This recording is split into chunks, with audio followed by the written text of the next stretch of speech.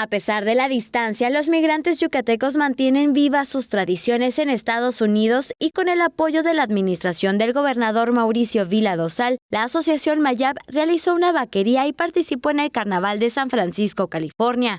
El director general del Instituto para el Desarrollo de la Cultura Maya, Eric Villanueva Mucul, asistió a la inauguración de la fiesta regional a cargo del organismo que preside Lidia Cándila y resaltó que aún a miles de kilómetros de su tierra, los migrantes conservan sus tradiciones.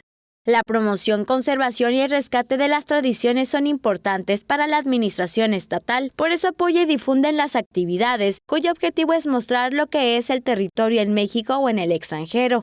Participó el Ballet Folclórico del Estado y la Orquesta Jaranera del Mayab. Los yucatecos radicados en diversas ciudades de Estados Unidos se trasladaron a San Francisco para formar parte de los festejos.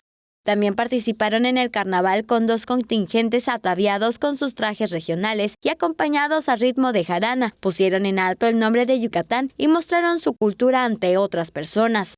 A nombre de Vila Dosal, el funcionario entregó reconocimientos a 3 sobresalientes migrantes que por medio de la gastronomía promueven a la entidad en San Francisco: Policarpio Na Ambrosio, del restaurante El Yucateco Bakery, y Ariel Balam Díaz de Aquil, de la panadería Mi Yucatán, Héctor Chan May de Oxcutzcap, con su restaurante El Rincón Yucateco, y Jesús Cahuil Rivas de Tizimín con los yucatecos.